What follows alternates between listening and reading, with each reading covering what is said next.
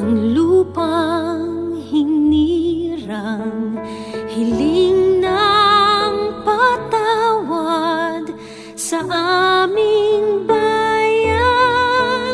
Tingin mo ang dasal ng Pilipinas mong mahal, itaas mong muli at bigyan mo ng dangal.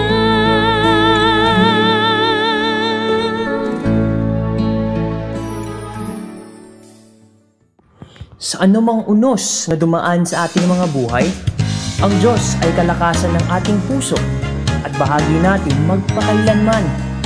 Siya ang ating tanging kanlungan at kaligtasan.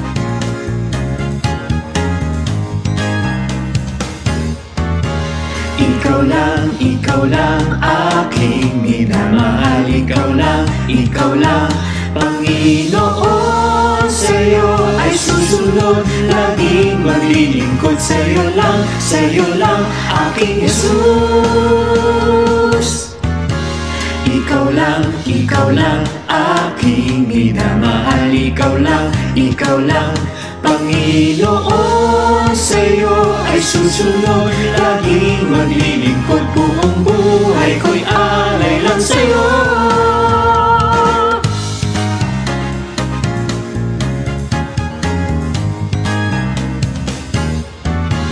Ikaw lang, aking minamahal. Ikaw lang, Panginoon. Ikaw lang, aking minamahal. Ikaw lang, Panginoon. Sa'yo ay susunod, laging maglilingkod. Sa'yo lang, aking Jesus. Iniibig kita, o aking Diyos ng pupuri. Sa'yo'y naghahandog ng pangako.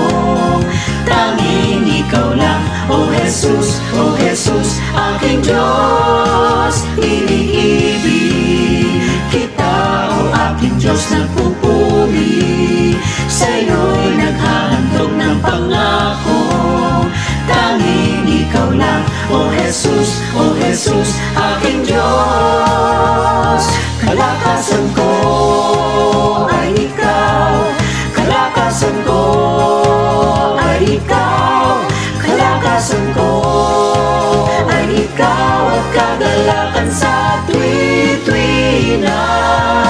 Kalakasan ko ay ikaw, kalakasan ko ay ikaw, kalakasan ko ay ikaw, at kagalakan sa tuwi-tuwi-na. Kalakasan ko ay ikaw, kalakasan ko ay ikaw, kalakasan ko ay ikaw, at kagalakan sa tuwi-tuwi-na. Kalakasan ko ay ikaw, kalakasan ko ay ikaw, kalakasan ko ay ikaw, at kagalakan sa tuwi-tuwi-na. Sa tuwi-tuwi-na, sa tuwi-tuwi-na. Iniibig kita, o aking Diyos ng pupuri. Sa'yo'y naghahandog ng pangako. Tanging ikaw lang, O Jesus, aking Diyos. Iniibig kita, o aking Diyos ng pupuri. Sa'yo'y naghahandog ng pangako. Tanging ikaw lang, O Jesus, aking Diyos. Ikaw lang, aking minamahal. Ikaw lang, wala nang iba. Ikaw lang, aking minamahal. Tanging ikaw ang Jesus. Ikaw lang, aking minamahal. Ang aking Panginoon. O Jesus, aking Diyos. O Jesus, aking Diyos. ikaw lang.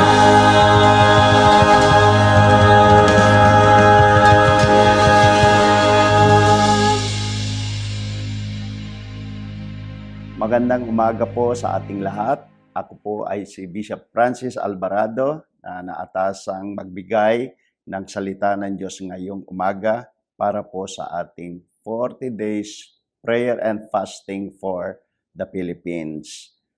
Ang ating mga kaguluhan na nararanasan ngayon sa ating bayan ay maaari nating maihalin tulad sa mga nangyari noong panahon ng Book of Judges and Book of 1st and 2nd Kings, na kung saan ang mga Israelita ay hindi tumalima sa utos ng Diyos at sila ay tumalikod sa mga nais ng Diyos sa kanila.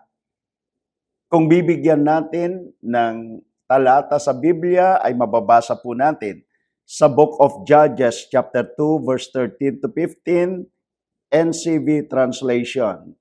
And may I read, verse 13, "The Israelites quit following the Lord and worshiped Baal and Ashtoreth. The Lord was angry with the people of Israel, so He handed them over to robbers who took their possessions. He let their enemies who lived around them defeated them. They could not protect themselves." Verse 15, "When the Israelites went out to fight, they always lost, because the Lord was not with them.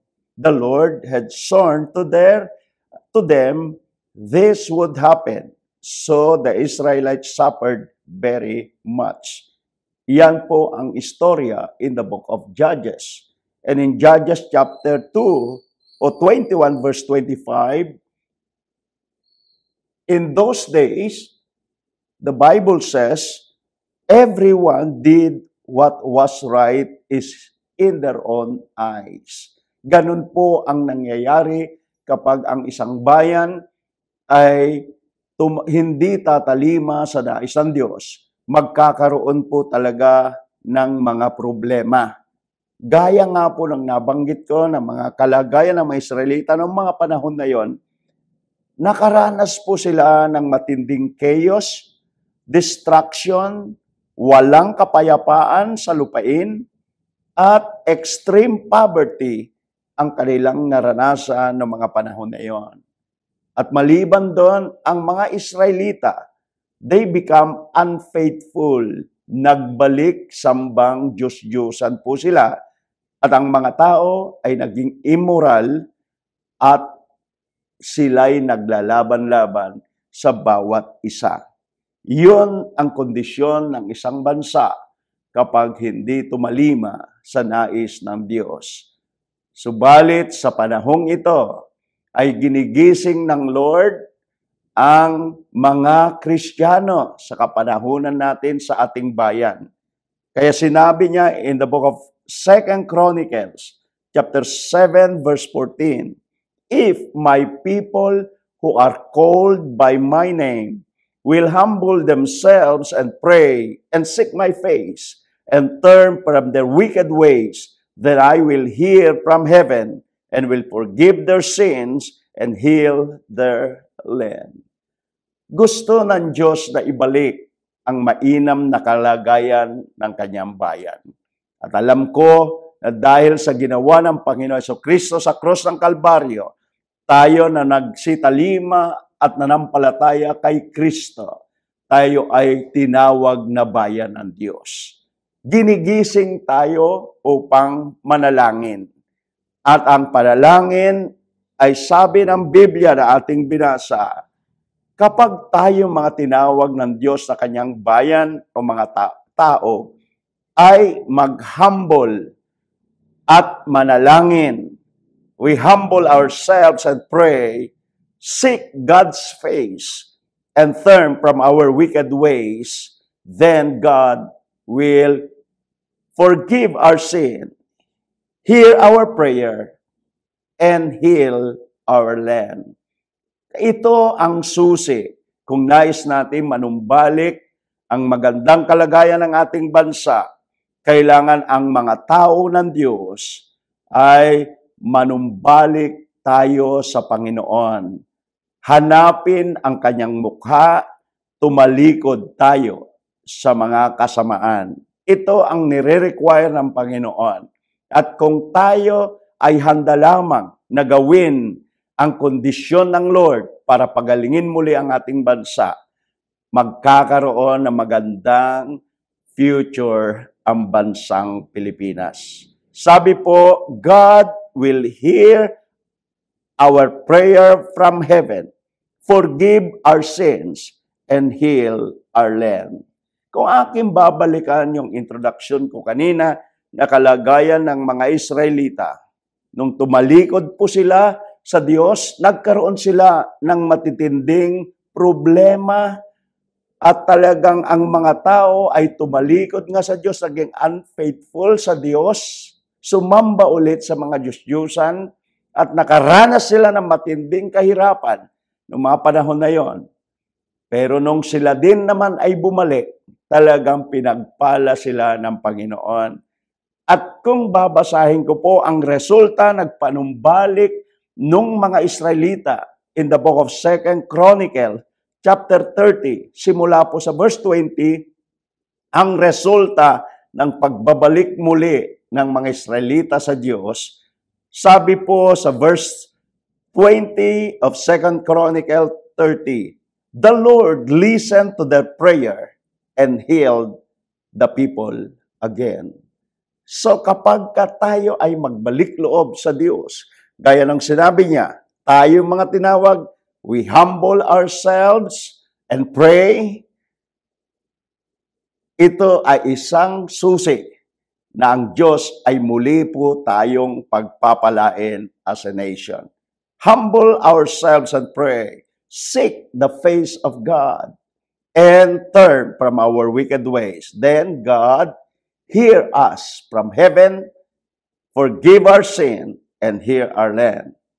Sabi rin po, ng sinabi ko kanina in the book of Chronicles 30, verse 26, great joy was experienced again. Sa verse 27 ng the same 2 Chronicles 30, verse 27, heavens becomes open. At pang-apat na naging resulta, nagkaroon po ng revival that leads to great prosperity. What a blessing kapag ang mga tao ng Diyos ay mag-humble at ang kanilang sarili at manalangin. Hanapin ang mukha ng Diyos, tumalikod sa mga kasalanan, pagagalingin muli ng Diyos ang ating bayan. Ito po ang maaring maging resulta kapag tayo po ay tatalima lamang sa nais ng Diyos. Ang bayang Pilipinas ay mayroon pong magandang hinaharap. Kaya huwag tayong magsawa na ipanalangin ang ating bayan at mayroong mababang kalooban, hanapin ang mukha ng Diyos, tumalikod sa kasalanan. Ang bayang ito ay hindi po nakasalalay sa mga di mananampalataya. Hindi rin po nakasalalay sa anumang grupo ng tao dito sa bansa. Hindi rin nakasalalay sa ating gobyerno o sa ating mga politiko. Ang bansang ito ay nakasalalay ang kanyang kinabukasan kapag ang bayan ng Diyos ay tatalima sa kanyang sinabi sa 2 Chronicle chapter 7 verse 14. Gawin natin ang ating bahagi at gagawin ng Diyos ang kanyang magandang pangako. Ito po ang mensahe ng Diyos para sa araw na ito.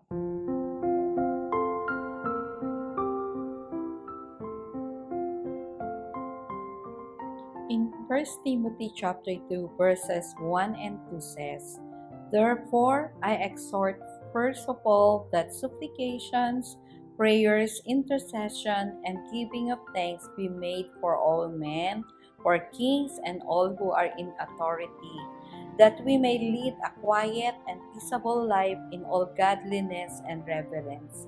1 Timothy chapter 2, verse 1 and 2. Let us pray for our government leaders.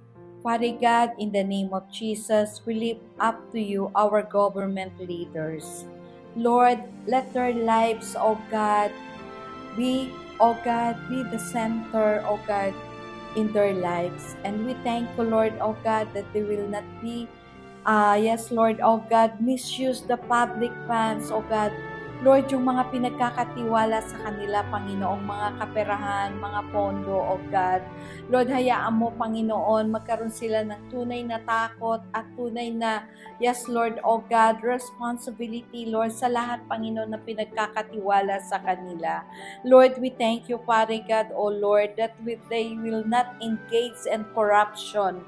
Lord, na wala, Panginoong, anumang mga pinagkakatiwala sa kanila, Panginoon. Yes, Lord, O God, na kanilang gagamitin sa anumang hindi nararapat, Panginoon, O God. Lord, we ask, O God, yes, Lord, for your mercy and forgiveness to be upon them. Lord, hayaan niyo po, Panginoon, O God, na piliin nila na ikaw ay malugod sa kanilang paglilingkod. Na sila, Panginoon, O God, ay tunay na tumupad sa kanilang sinumpaan. Yes, Lord, O God, na maglilingkod sa bayan, maglilingkod, Panginoon, sa aming bansa at sa iyo, Panginoon. We pray, Lord, that you cleanse our government by your precious blood, Panginoon. Lord, O God, cleanse all this honesty and greed, Panginoon. Hayaan mo, Lord, yung puso nila ay maging dalisay at tapat, Panginoon, na anumang pagkakatiwala sa kanilang mga pamamahala ay matagpuan mo silang tapat. May you, Lord, O God, raise up leaders who will pursue righteousness and protect the welfare of the Filipinos. Lord, sila muna. Sila yung unang magkakaroon, Panginoon, O God, ng tunay, Father God, O Lord, ng pagkalinga, Panginoon, O God, ng tunay, Panginoon, na pagtulong, Panginoon, ng buong puso, O God, sa mga kapakanan, Panginoon, ng Pilipino. Lalo na po, Panginoon, O God, tungkol, Lord, O God, sa mga pondo, Father God, sa mga pinagkakatiwala sa kanilang mga kaperahan. Lord, we thank you, Lord, that you are our righteous God. At tunay, Lord, O God, na ikaw, Panginoon, ang kanilang tunay po, Father God, O Lord, na pagsisilbihan sa bayan ng Pilipinas. Let their heart come to you, Father God. Let the heart, O God, truly, Lord, O God, be, yes, Lord, O God, merciful, Father God, O Lord, and all the Filipino people, O God. Lord, we pray, O God, let the spirit of humility and righteousness among those in authority. Lord, alisin mo na ang pagmamataas. Alisin mo na, yes, Lord, O God, ang pagmamalaki, Panginoon. Alisin mo na, Panginoon, O God, yes, Lord, ang mga puso, Panginoon, O God, o mga kaisipan, Father God, na para lang sa kanila, O God. Kundi, Lord, bigyan mo sila, Panginoon, O God, a humble heart, O God, a righteous life, O God. Yes, Lord, O God, na kami naniniwala, Panginoon, yes, Lord, O God, na may magagawa ka sa kanilang mga buhay. Lord, linisin mo ng banal mong dugo, Panginoon. Anumang, O God, na pagkakilala, Lord, sa aming mga government leaders, O God. Lord, truly, Father God, O Lord, magkaroon kami, Panginoon, ng mga pusong tapat, Panginoon, na maglingkod at hindi, Lord, nababayaran, na hindi makukuha, Panginoon, O God, sa anumang mga, yes, Lord, suhol, Father God, O Lord, o anumang mga kinang ng salapi, O God. Lord, may they turn away from selfish ambition. Yes, Lord, O God, alisin mo ito, Panginoon, sa isip nila, sa puso nila. Hayaan niyo po, pagtrabahuhan nila ang kanilang, yes, Lord, O God, na tunay po, Father God, O Lord, na pagbibigay sa kanila, Panginoon, O God, ng mga increase at pagtitiwala ng aming gobyerno, ng aming mamamayan, O God. Lord, O God, na wala silang anumang aapakan, Panginoon, O God, o anumang, Father God, O Lord, na hihilingin, Panginoon, O God, na mga kapalit sa kanilang mga ginagawang serbisyo sa aming bayan. Lord, we pray that our politicians stop divisive politics. Lord, cleanse our politics, O God. Lord, O God, sawa na po kami sa Panginoon, O God, sa mga gawang hindi nararapat, Panginoon, sa aming politika. Lord, tunay sumasamo po kami, Panginoon, O God. Let your mercy, Lord, let your grace be upon to our politics, O God, na hindi na kanya-kanya, hindi na kampi-kampi, at hindi na, Lord, O God, na matupad lamang, Lord, ang kanilang mga hindi magandang layunin, O God. At tunay, Lord, O God, na ito ang katayuan ng aming politika. Lord, O God, mahabag ka po, Panginoon, O God, sa aming bayan, O God, na ito, Lord, ay tinututulan na namin. Hindi na namin to pinapayagan sa aming bansa, O God. Lord, we pray for the unity of purpose among our public servants and politicians. Lord, let it be a pure heart, O God, a humble heart, O God, submitted, O God, to your very purpose in their lives, O God. Yung katalinuhan nila, galing nila, Panginoon, ay magamit, Panginoon, sa kapurihan mo, O God. Magamit nila, Panginoon, O God, in your very purpose, O God, na maangat ang Pilipinas, na umunlad ang Pilipinas, O God, na tunay na mabago ang Pilipinas, O God. Alisin mo na, Panginoon, O God, ang anumang mga bagay, Lord, na hindi nagbibigay, Panginoon. Yes, Lord, O God, na maganda, Panginoon, na reputasyon ng aming mga politician, O God. Lord, that they may seek you, O God, with God wisdom, O God, and lead our nation with integrity and justice, O God. Lord, let it be, Lord, O God, integrity of heart be upon to our, yes, Lord, O God, government officials, government leaders, O God. Tunay po, Panginoon, O God, na sila, Panginoon, ay tunay na mamuhay, maglingkod, O God, na ayon, Lord, O God, sa iyong nais, O God, sa iyong purpose, O God, upang, Pare God, Lord, ang aming bansa ay tunay, Lord, O God, umangat, mabago, at umunlad, O God. Let there be justice, Panginoon, O God, sa mga bagay na mga hindi kanais-nais, Panginoong, mga gawa, Panginoon, O God, ng aming mga politician, para lamang sila magtagumpay, para lamang sila iboto, para lamang mangyari, Lord, ang nais nila. Lord, hugasan niyo po ng iyong banal na dugo, Panginoon. Yes, Lord, ang aming bayan, Panginoon, O God, sa mga nangyayari, Panginoon, at mga ginagawa, Panginoon, ng aming mga politician, Lord, O God, na hindi nakakalugod sa iyo. Patawarin niyo po kami, Panginoon. Hugasan niyo po ang aming bayan, Pare God, O Lord. Magkaroon po ng tunay na dignidad. Yes, Lord, O God, a righteous politician, Panginoon, O God, a God-fearing politician, O God. Lord, we pray po, O God, for those who practice both buying, electoral fraud, O God. Lord, ikaw, Lord, O God, ang nakakakilala sa kanila. Ikaw ang nakakaalam ng mga hindi nila magagandang balak para lamang manalo, O God. Lord, let it be, Lord, O God, pigilan mo po, Panginoon, ang mga ganitong hindi magandang gawain. At Lord, we pray, ang aming mga kababayan ay huminto na, Pare God, O Lord, sa ganitong mga kalakaran, Panginoon, na hindi nila ipagbibili ang kanilang boto, Panginoon. Hindi sila magpapabayad, Panginoon, O God, para lamang iboto ang mga politician na may mga hindi magandang gawain ito, O God. Lord, we thank you, Lord, O God, at hindi namin pinapayagan ang mga political manipulation. Lord, O God, na hindi sila magtatagumpay sa pananakot, O God, even pagkwitil ng buhay. Yes, Lord, O God, hindi namin to pinapayagan sa pangalan ng aming Panginoong Jesus. Lord, O God, Luzon, Visayas at Mindanao.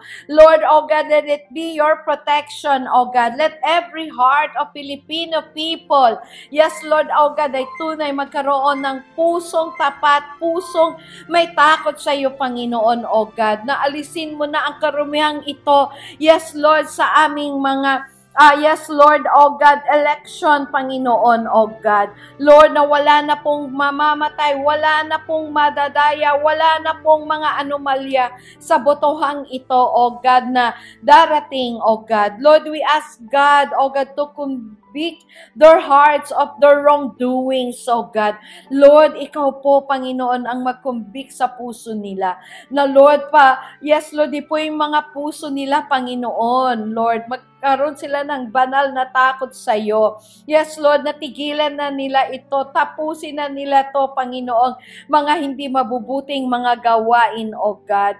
Lord, may they be led to repentance, O God, and live with righteousness, O God. Lord, alam kong may magagawa ka, Lord, sa kalagayan ng ganitong aming politika, Panginoon. Lord, alam po namin, merong pag-asa ang Pilipinas sa ganitong kalagayan, Panginoon, ng aming bayan. Sumasamo po kami sa iyo. We humble ourselves to you. Yes, Lord, O God, patawarin mo kami sa ganitong, O God, nakarumihang mga gawa sa aming bayan, O God. Linisin niyo po kami, Panginoon. Mahabag ka po sa aming bayan, O God. And let your mercy and grace be upon us, O God.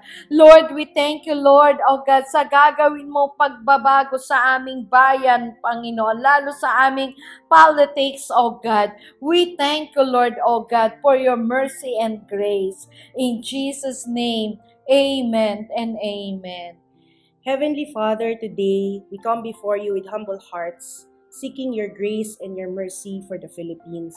Forgive us, O Lord, for the sins of our nation, and cleanse our leaders and all people from all corrupt practices. Wash us with the precious blood of Jesus and purify our land. Lord, we ask for healing over the wounds caused by years of injustice and systemic corruption.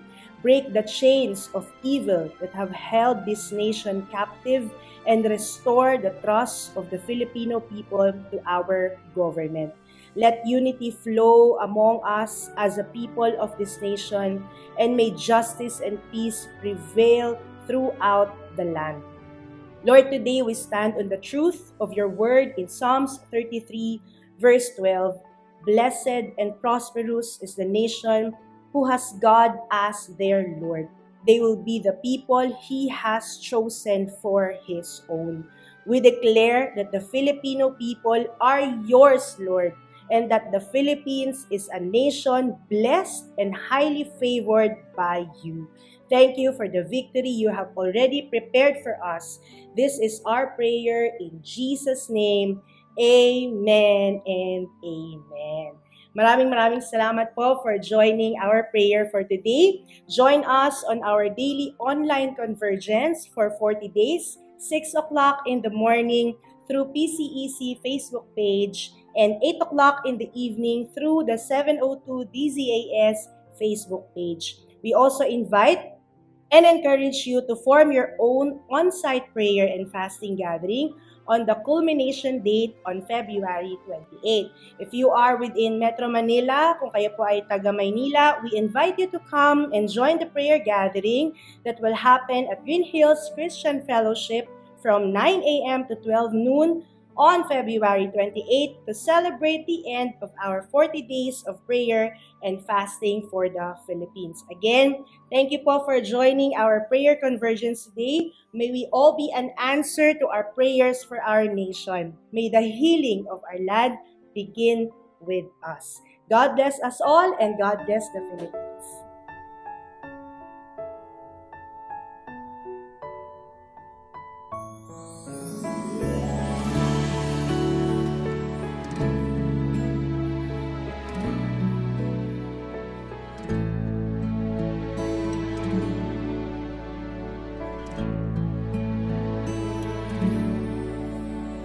Dinggin mo, o Yahweh,